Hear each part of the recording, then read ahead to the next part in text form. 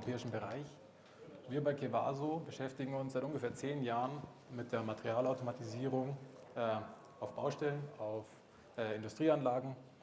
Haben angefangen als kleines Spin-off der TU München, sind mittlerweile weltweit unterwegs, sowohl in Europa, haben auch seit 2 Jahren Niederlassungen in den USA aufgemacht, in Houston, und haben letztendlich mittlerweile knapp 100 Roboter im Feld. Nachdem das jetzt auch hier nicht so ein klassischer Frontalunterricht werden soll, als klassischer Vertriebler habe ich mir noch ein bisschen Unterstützung mitgebracht. Das ist der Dennis. Ja, hallo, auch von meiner Seite, schön, dass alle da sind. Wir freuen uns tatsächlich auch, dass wir die Möglichkeit bekommen haben, hier zu sprechen. Mein Name ist Dennis Edelhoff. Ich denke, zu Bilfinger brauche ich den meisten nicht viel sagen. Die meisten werden uns kennen. Wenn doch nicht, komme ich nachher noch mal ganz kurz mit ein paar Kennzahlen darauf zu.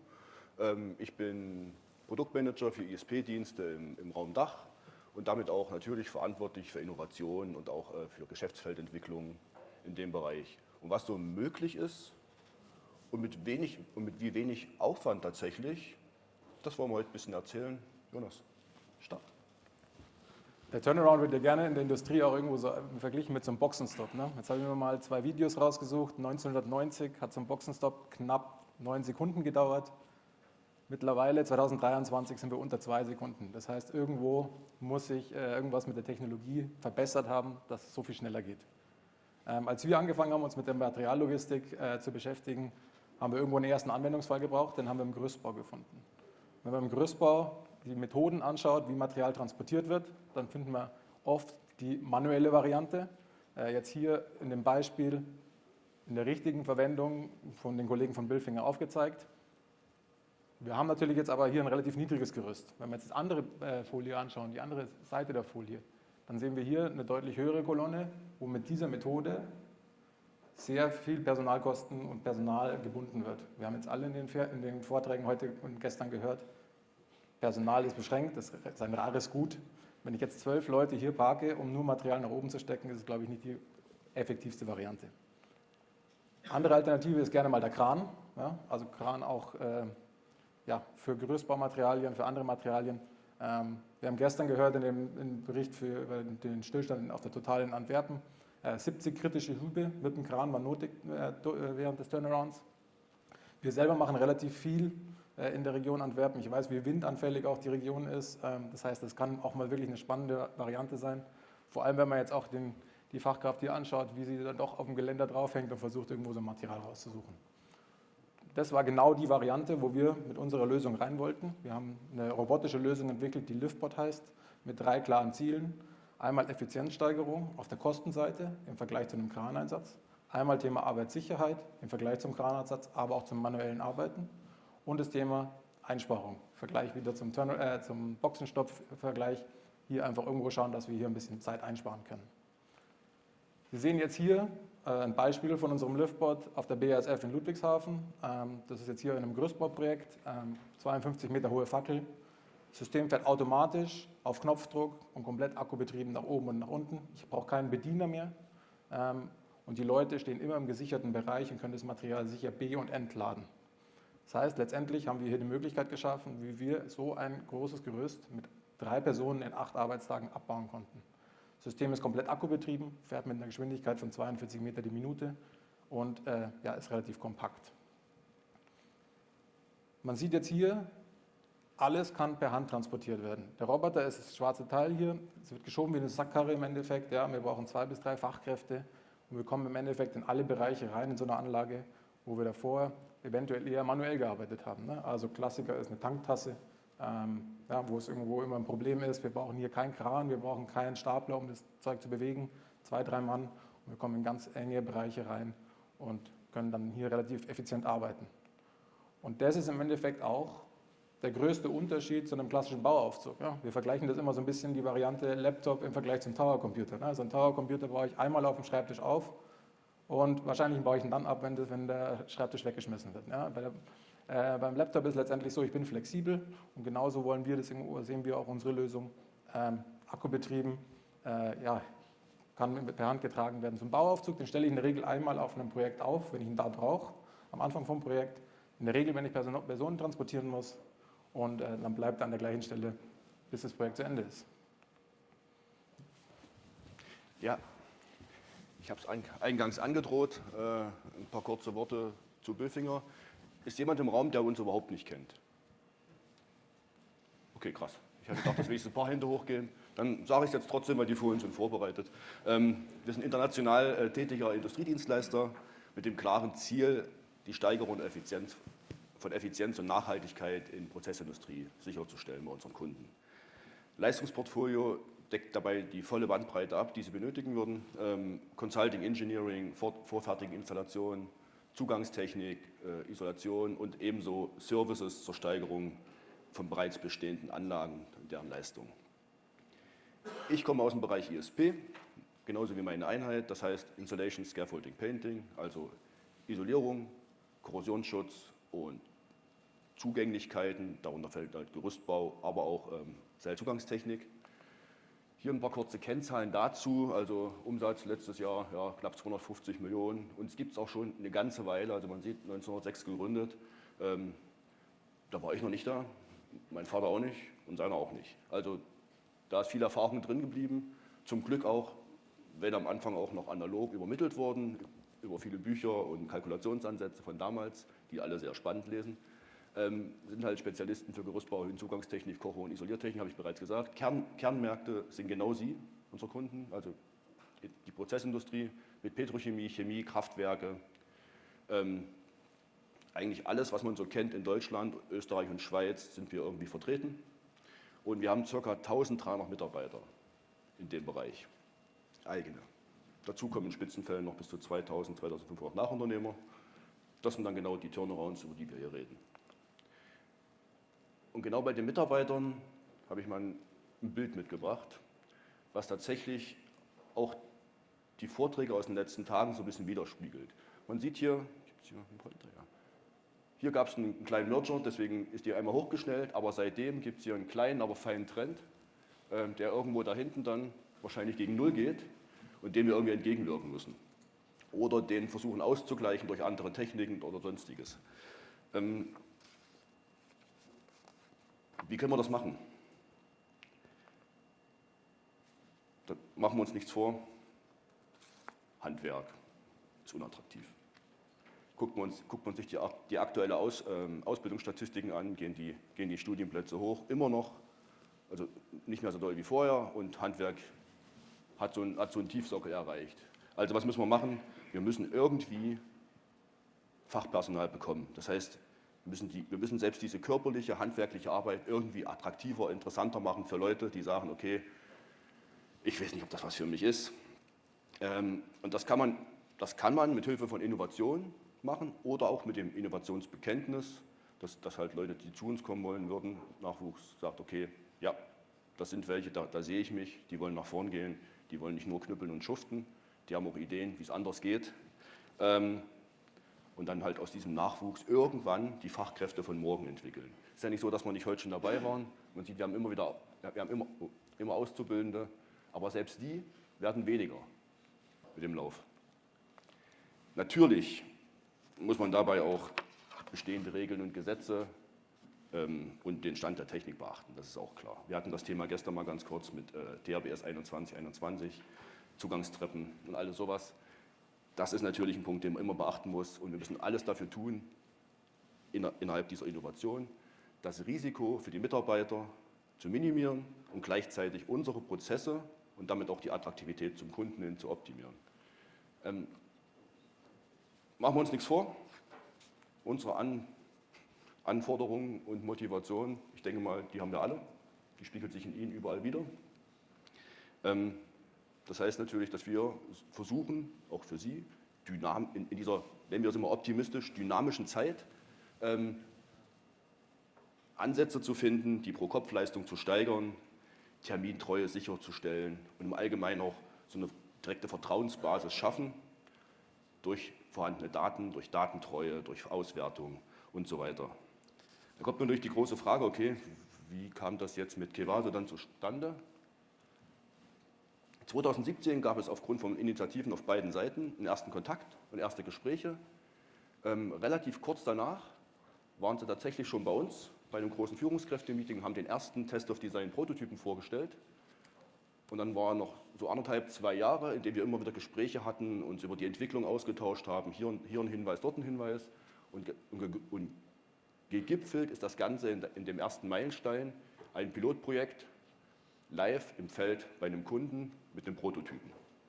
Was, muss ich sagen, sehr gut geklappt hat. Man sieht, das ist nicht das aktuellste Projekt gewesen oder die aktuellste Ausführung. Da war noch ein Gurt drüber, es gab noch ein paar Auflagen, aber er hat funktioniert. Und gerade mal ein Jahr später war das Produkt marktreif und wir haben unseren ersten gekauft. Und das sind tatsächlich noch Bilder vom ersten Projekt, wo wir ihn eingesetzt haben. Damit begann alles bei Bilfinger. Wir waren tatsächlich die Pioniere, die es eingesetzt haben. Mittlerweile ist es weltweit im Einsatz. Wir haben heute zwei Beispiele dabei. Einmal ich habe zwei Beispiele dabei aus UK und aus den Niederlanden. Ja, Holland sagt mir ja nicht. Einmal haben wir Exxon. Da ist tatsächlich seit sage und schreibe 2022 ein Liftbot durchweg im Einsatz. In Spitzenzeiten waren mal zwei dabei. Wir haben jetzt ein Beispielprojekt mal raus, das war dieses hier. Es ist ungefähr 54 Meter hoch gewesen. Sowas, ja. War original geplant mit 7 Monteuren und mit Materialtransport per Kran. Wenn man jetzt ungefähr weiß, man sieht nicht, dass es Flowway ist, aber wo das liegt, es liegt an der Küste. Was ist an der Küste immer? Wind. Und tatsächlich ist es in Flowway so, dass die im Schnitt in der Woche einen Tag haben, wo Krantransport definitiv nicht möglich ist, aufgrund des Windes. Also wurde umgesprungen, die haben sich überlegt, was können wir machen. Wir haben den Liftbot eingesetzt und konnten damit trotz Wind, der hat Grenzen beim Wind, aber da hören wir auf zu arbeiten. Also wir konnten trotz Wind die Kolonne hochtrümmern und ich meine, wir haben die Abwicklung am Ende wurde bewerkstelligt mit 4 Monteuren. Ja.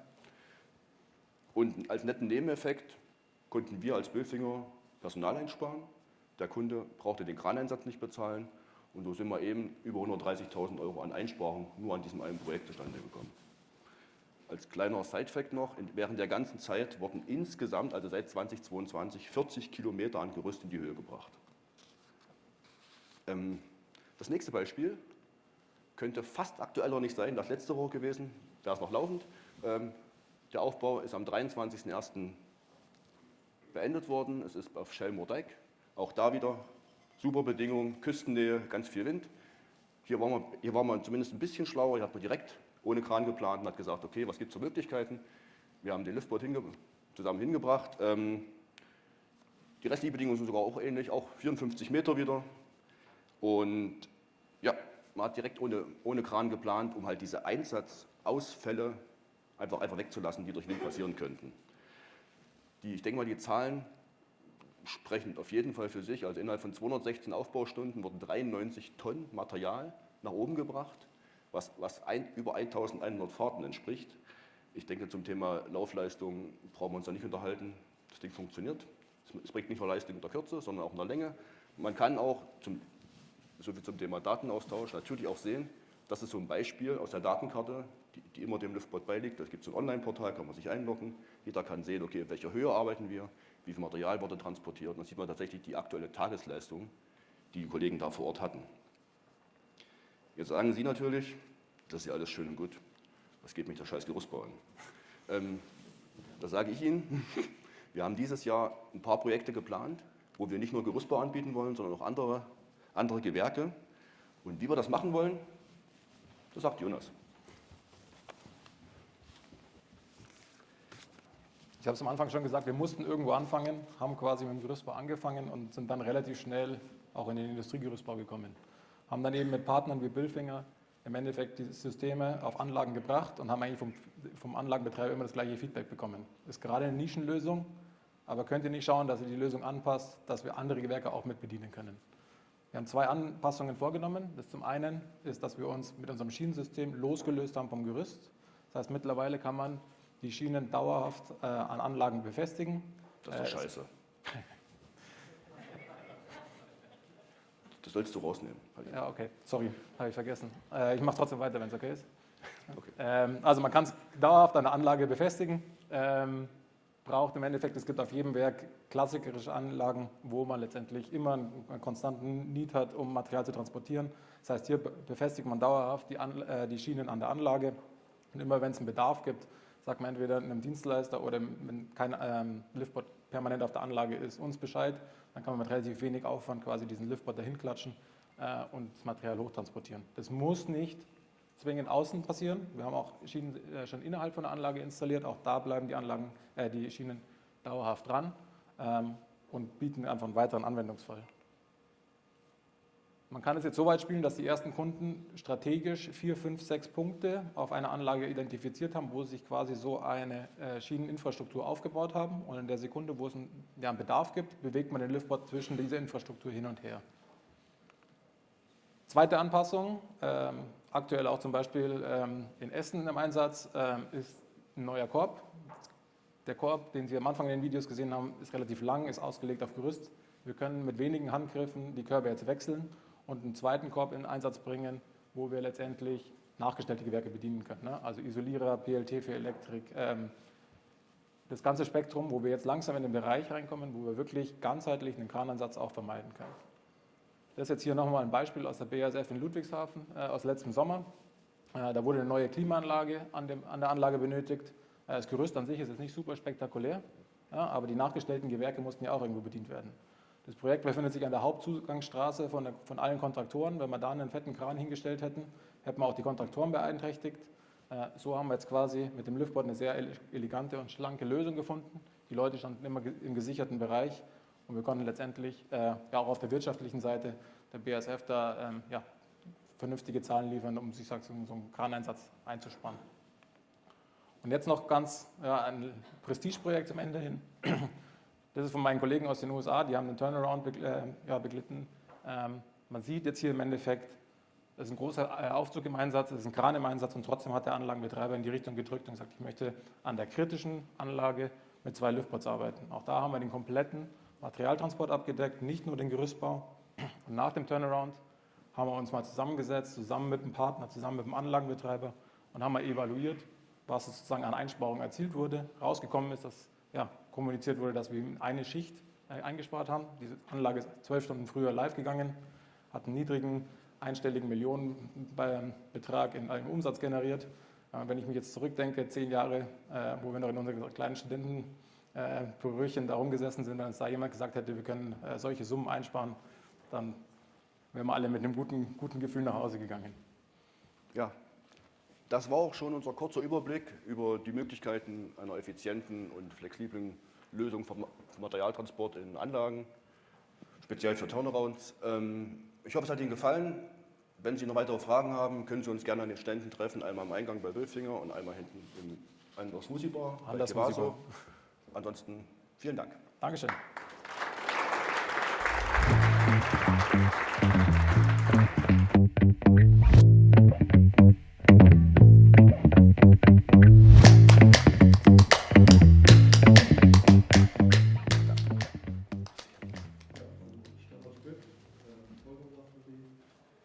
Arbeiten Sie exklusiv Kielfahrzeuge mit Wölfinger oder arbeiten Sie auch mit anderen Gerüstbauern?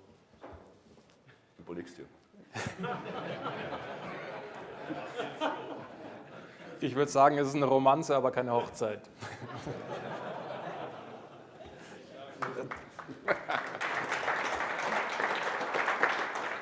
Also nein, wir haben auch andere Kunden logischerweise. So als eine kleine Anmerkung, 1990 wurde bei Boxenstopp in der Formel 1 mitgetankt. Ich wusste es. Wahrscheinlich die 7 Sekunden mehr.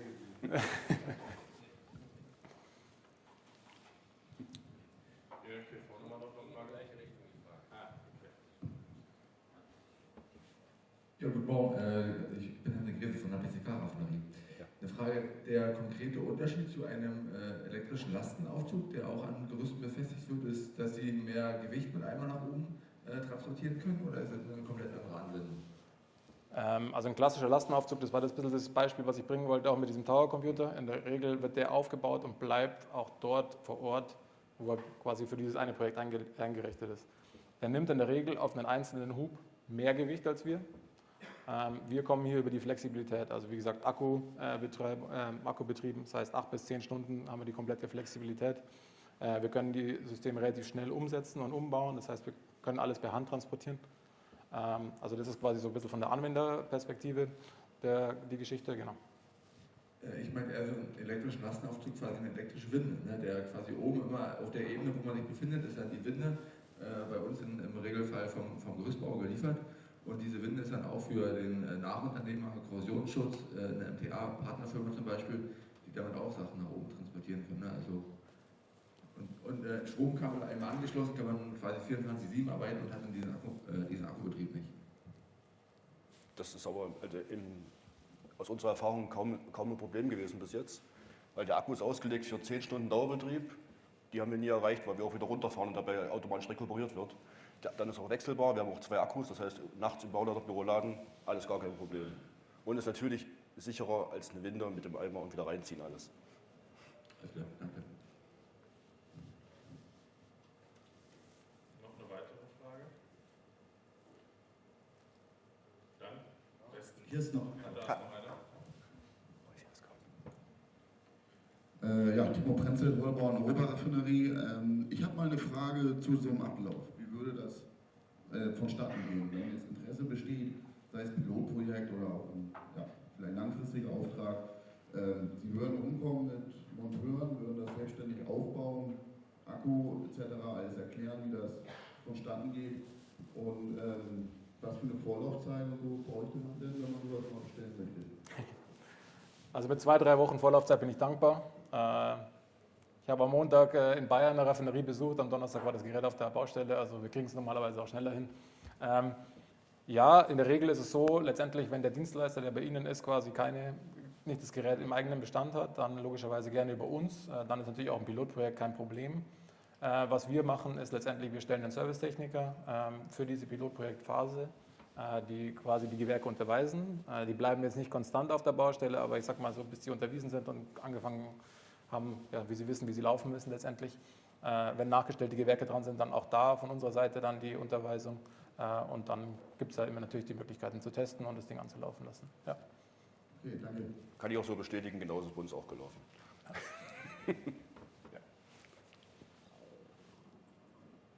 Noch eine weitere Frage? Jakosch von der Raffinerie Heide. Mich interessieren natürlich die Kosten gegenüber dem Lift, den Fahrstuhl, den wir einsetzen beim Gerüstbau. Da fahren alle rauf, runter, der Inspektor. Das hat also viele Vorteile, dass wir da Personal rauf, runter kriegen. Und wie viel bleibe ich drunter jetzt mit diesem Liftboy, sodass das für mich attraktiv ist? Also Liftbot, wir haben relativ viele verschiedene Namen schon rausgefunden, aber ja. Letztendlich ist es so, wir sind natürlich technologiebetrieben, wir sind mit 100 Stück unterwegs. Unsere Kernanwendung ist letztendlich genau da, wo Sie eher manuell arbeiten würden oder mit einem Kran arbeiten würden. Ja. Also das ist quasi eher so ein bisschen die Anwendung. Eine genaue Kostenabschätzung ist immer ein bisschen schwierig aus der Hüfte raus zu schätzen. In der Regel ist es jetzt schon so, dass man muss immer das Gesamtpaket betrachten. Ne? Also so ein Liftbot zum Beispiel bauen die Gerüstbauer selbstständig auf, haben keine großen Anlieferungskosten, ist bei anderen Varianten deutlich aufwendiger. Also ich würde sagen, in der Regel hält sich so die Waage. Es ist eher die Frage sozusagen, was es für ein Anwendungsfall ist und wie dann auch die Einsparung und die Anwendbarkeit in den nachgestellten Gewerken ist. Lassen Sie uns einfach am Stand mal ein Exempel durchspielen. Perfekt. Wunderbar. Wenn es weiter keine Fragen gibt. Besten Dank. Dankeschön. Vorschlag.